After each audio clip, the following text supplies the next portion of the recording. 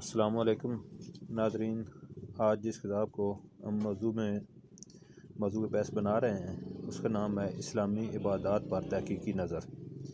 یہ کتابچہ جو ہے مولانا سید ابوالعلا مودودی مرحوم رحمۃ اللہ علیہ نے لکھا ہے، اور اس میں عبادات کے حوالے سے مختلف موضوعات کو جو ہے وہ انہوں نے قلم بند کیا ہے۔ یہ جو کتابچہ مولانا مودودی مرحوم رحمۃ اللہ علیہ نے لکھا ہے، اس میں چند موضوعات جو ہیں ان کو خاص کر وہ زیر بحث لائے ہیں۔ جیسا کہ اس کتاب میں جو پہلا موضوع لیا گیا ہے وہ ہے حقیقت عبادت۔ آگے جس میں ذیلی ہے عبادت کا جاہلی تصور، عبادت کا جوگیانہ تصور، عبادت کا اسلامی تصور، روحانی ارتقاء اور خدا کی یافت کا راستہ، اسلام میں مراسم عبادت کی حیثیت۔ دوسرا موضوع جو ہے وہ نماز کے بارے میں ہے کہ نماز ہمیں کیا کیا یاد دلاتی ہے، یاد دہانی، فرض شناسی، تعمیر سیرت، ضبط نفس، افراد کی تیاری کا پروگرام، تنظیم جماعت، نماز باجماعت، اذان، مسجد میں اجتماع اور صف بندی۔ یعنی کہ نماز کا جو موضوع ہے اس کے اندر یہ چند ذیلی موضوعات لیے گئے ہیں جن پہ بات کی گئی ہے، اور اس کے بعد آگے آ جاتا ہے اجتماعی دعائیں، یعنی کہ جو نماز میں مانگی جاتی ہیں، اور بعد میں اور امامت۔ تیسرا موضوع لیا گیا ہے روزہ، روزے کے اثرات، احساس بندگی، اطاعت امر، تعمیر سیرت، ضبط نفس، انفرادی تربیت کا اجمالی نقشہ، روزے کا اجتماعی پہلو، تقویٰ کی فضا، جماعتی احساس، امداد باہمی کی روح۔ تو یہ جو موضوع ہیں ان پہ لب کشائی کی گئی ہے، تو آگے ہم مختلف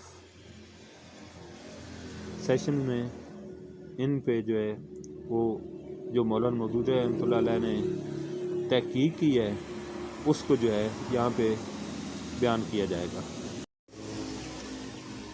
قرآن کی روح سے عبادت وہ اصل مقصد ہے جس کے لیے انسان کو پیدا کیا گیا ہے۔ وَمَا خَلَقْتُ الْجِنَّ وَالْإِنسَ إِلَّا لِيَعْبُدُونِ، میں نے نہیں پیدا کیا جن انس کو مگر اس کے لیے وہ میری عبادت کریں۔ انبیاء علیہم السلام جس غرض کے لیے دنیا میں بھیجے گئے وہ اس کے سوا کچھ نہ تھی کہ انسان کو خدا کی عبادت کی طرف دعوت دیں۔ ان اعبدوا اللہ واجتنبوا الطاغوت، یہ کہ بندگی کرو اللہ کی اور دور رہو طاغوت سے۔ پس ہمارے لیے یہ جاننا نہایت ضروری ہے کہ عبادت سے مراد کیا ہے، اور اسلام میں جو عبادت ہم پر فرض کی گئی ہیں ان کی اصلی روح کیا ہے۔ اگر ان امور کو ہم نہ جانیں گے تو اس مقصد ہی کو پورا کرنے سے قاصر رہ جائیں گے جس کے لیے ہمیں پیدا کیا گیا ہے۔ عبادت کا جاہلی تصور۔ اسلام میں عبادت کا مفہوم محض پوجا کا نہیں ہے بلکہ بندگی یعنی پریئر کا بھی ہے۔ عبادات کو محض پوجا کے معنی میں لینا دراصل جاہلیت کا تصور رہا ہے۔ جاہل لوگ اپنے معبودوں کو انسانوں پر قیاس کرتے ہیں۔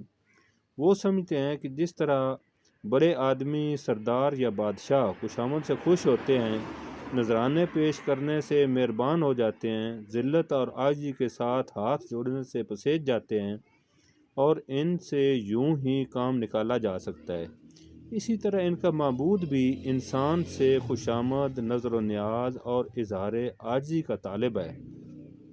انہی تدبیروں سے اسے اپنے حال پر مہربان کیا جا سکتا ہے اور اسے خوش کر کے کام نکالا جا سکتا ہے۔